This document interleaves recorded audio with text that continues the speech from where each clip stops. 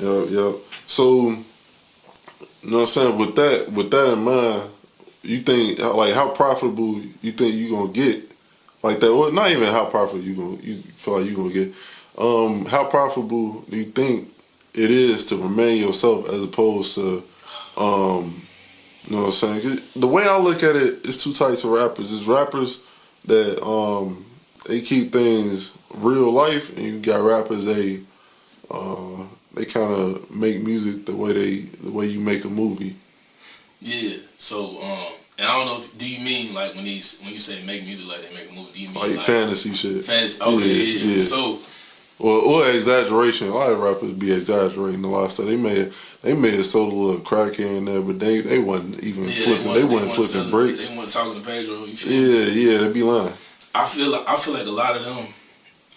I feel like it's important to keep it like yourself. If you a street nigga, rap about the streets. You feel me? Or you can rap about something different. You feel me? But I feel like being yourself is easier. You don't have to think about like, oh, what I'm gonna say when I see the people. You feel me? Like another comedian, he an internet comedian. His name Long Beach Griffey, right? He was like, he did this one video. He was like, yeah, hey, I shot the first nigga because of you. You feel me? I bought my first gun because of you. And he's like, oh, wait, what? Like, he's like, that's his music. Art imitating life and life imitating art. And that's I feel like the beauty of being yourself, you're able to take somebody that's normal. Because first of all, it's more working people and more people that's in school than it is in the street. But you got those working people thinking like, oh, I gotta be in the street. Or I gotta have some type of street background. You feel me? So that's why I feel like the uniqueness of being yourself is always beautiful because you never know. You like it's a artist named Oliver where he was talking about he a country singer. He was talking about like I've been working countless hours. Like he was just talking about all of that and like everybody across the world felt it. He's like I've been working a job that I can barely afford. I can barely afford the bills that I'm paying. And he was talking about the economy and everything, and everybody gravitated towards it. Granted, he got a great voice. It was a great song, but it was a real song. Right. You feel me? So that's pretty much what it is. So I know like Charles and White, he actually said something similar. Well, not even something similar, but something I'm gonna ask you about as well. He was like, he felt like rap music is doing worse for black people. He said it, and also recently Umar Johnson said the same thing. Yeah. So with what you just said, you feel like rap music itself is doing, you know what I'm saying, it's actually like misleading folks, or you feel like a certain version of rap music is misleading folks? Like, 'cause like you said, you know what I'm saying, like it is a lot of situations where you got people that listen to rap and then they'll do something positive. It influences them to do something positive, but then you also got the other side of that where they'll listen to rap and now they probably was an athlete, but then they started getting into street stuff. You know what I'm saying? Because of my favorite rapper might be Herb, or you know what I'm saying, might be this. And Herb actually one of my favorite rappers. Yeah. You know what I'm saying? I don't even look at him like a street rapper. I think he just rap about like real life, you know what I'm saying, like his environment. But everybody not gonna look at it like that. They looking at it like, oh, he super street, you know what I'm saying? Like they listening to the music, they listening, but they ain't hearing it for real. So, you know what I'm saying? Like how you feel about like rap? I feel like rap in general.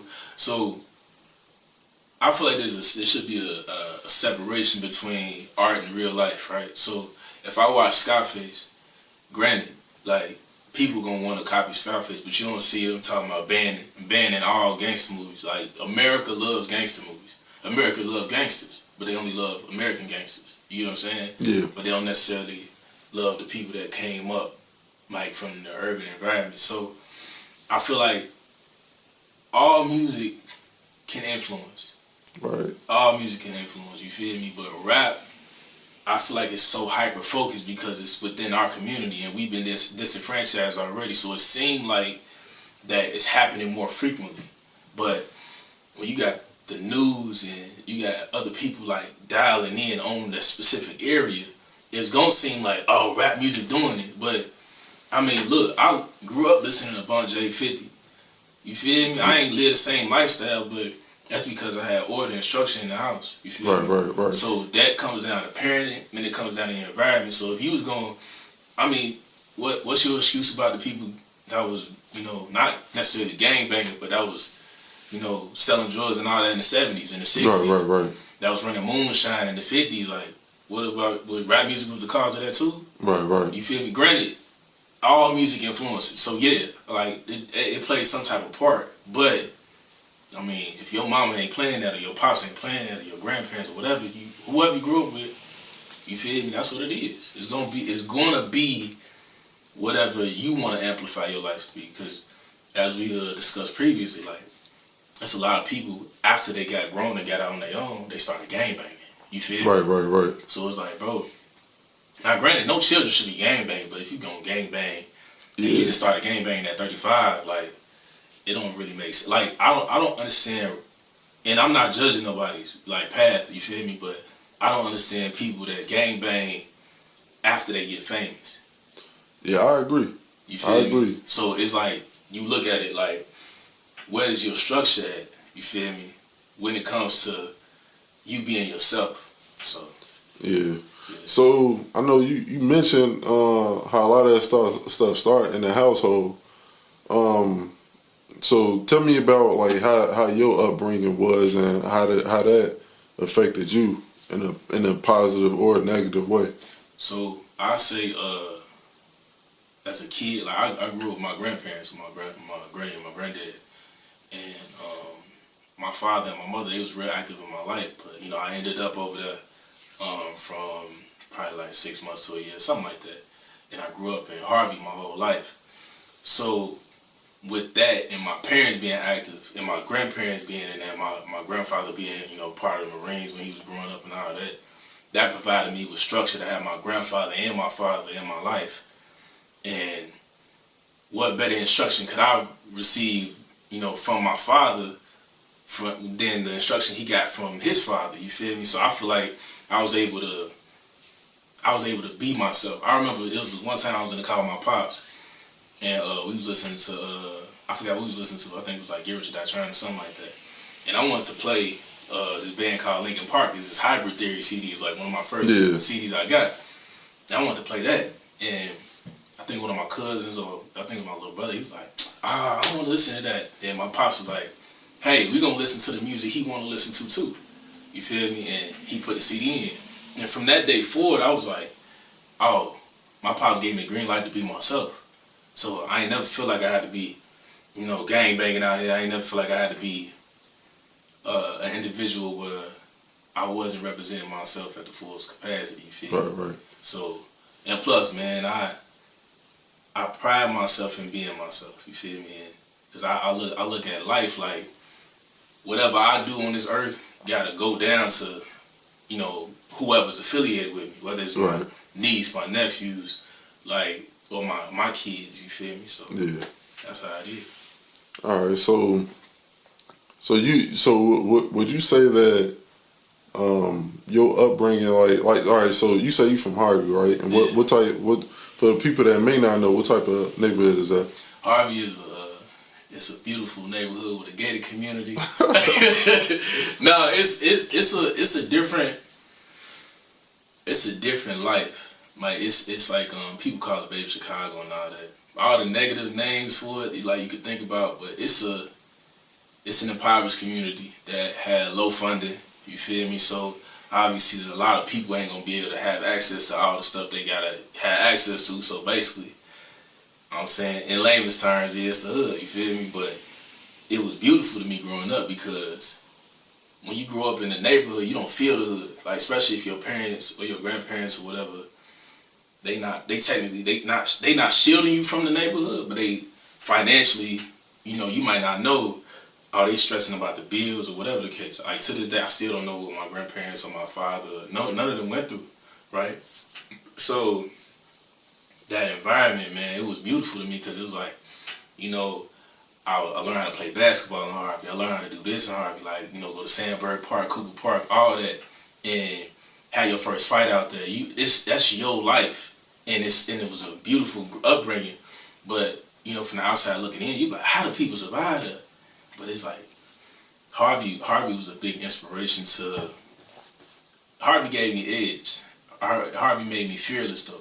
You feel me? Especially when it came to sports. Harvey made me real fearless. So, cause I was playing basketball a lot. You feel me? I played like a lot of AAU. I played at my grammar school. I played in high school. I played for Thornton all 4 years. You feel me? So, yeah, man, it's just a beautiful experience. You feel me? Especially when you get in that District 205 education. You feel me? Nah, yeah, for sure. So, what played a bigger role in your upbringing? Your the presence of your grandfather and your father, or your neighborhood and community being from Harvey? Man, my grandfather and my father, cause I mean, man, if I did something in the neighborhood, my pops was like, he's you know, he from Harvey, so I did something in the neighborhood, my pops gonna find out. You feel me? And plus, a lot of my family is in Harvey, was in Harvey, so like certain things I tried to get away with, you know what I mean? I'm like, how you find out? And it just because how it was, but I feel like it kept me on the right track, and my grandfather gave me structure that I use today. You feel me? Attention to detail and all that. So, my father allowed me to be myself. My grandfather gave me structure on how to be a man, and then he kept like he had me well traveled. So I'm going to different states. I went out the country for the first time with my grandfather. So now I'm able to see it's more than just Harvey. It was more than just Chicago. You feel me? So now I'm at a spot where I'm able to do more. And I seen my granny be creative. She used to sew. I'm talking about prom season. Prom season was lit because all the females had to come through the crib. You feel me? To get prom dress. You feel me? That boy is going crazy. Man, I'm talking about, I'm freshman in high school, got the senior girls in there. I'm like, what? Granny like, go upstairs. You can't be down here. All that, man. But I feel like the beautiful part was seeing my granny be focused on the craft that took creativity. Like, I'm talking about, this is a lady named Nancy Notions that she used to go to her training. Like, it'll be, for example, like if Cole Bennett was to host a boot camp and y'all learn stuff from Cole Bennett every day, like every time, every year.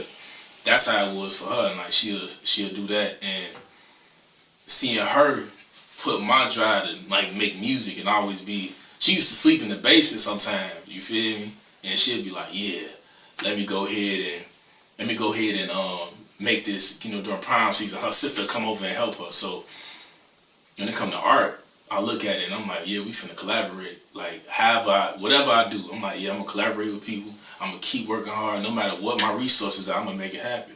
Like, I shot my On My Way video off my phone. You feel me? I recorded another song off my phone. Yeah, I've been to the Gang Studios. You feel me? And it's a beautiful experience when you got people like that to look up to, like that you able to look up to. You feel me? So for sure. All right, bet. So. 1 second. All right, so you so speaking of that, right? So as far as your upbringing, what all did you get into? Like as far as like was you into like sports? What did people actually know you for up here in their bed? Did you hooping? Yeah, I was a basketball player, man. Like from 4th grade to on up. You feel me? I played basketball. You feel me? And, right. I was playing for it was an AAU team I was a part of. It was like I think we was the Robbins Bulldogs or something like that. We was training up at Keller Middle School and stuff like that. Then I played with my homie, played AAU team with my homie Marcus for a little minute, and his name X on the beat now. You feel me? So he be making beats and all that, bro. Cold, but I played a lot of AAU and I played organized. So I think my best experience was when I was playing for Thornton. You feel me? I was playing under Coach Holmes, RIP Coach Holmes. Man, that man was he a coach. He coached us to do some great games. And then we had Coach Jackson. You feel me? Like if you went to Thornton, you Coach Jackson. At a certain period of time. And Coach Jackson, man, man, he definitely was a big influence on my game. But my pops, he had me in the gym. He had me and my little brother in the gym faithfully.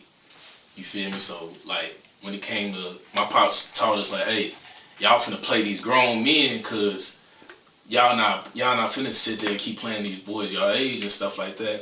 So you can know what real contact is. We play grown men. It give you the confidence. Now you playing with kids your age. You ain't, they give you a little bump. You like, oh, okay. Yeah. So now I'm just going up. I'm trying to dunk on people. Everything. You feel me? So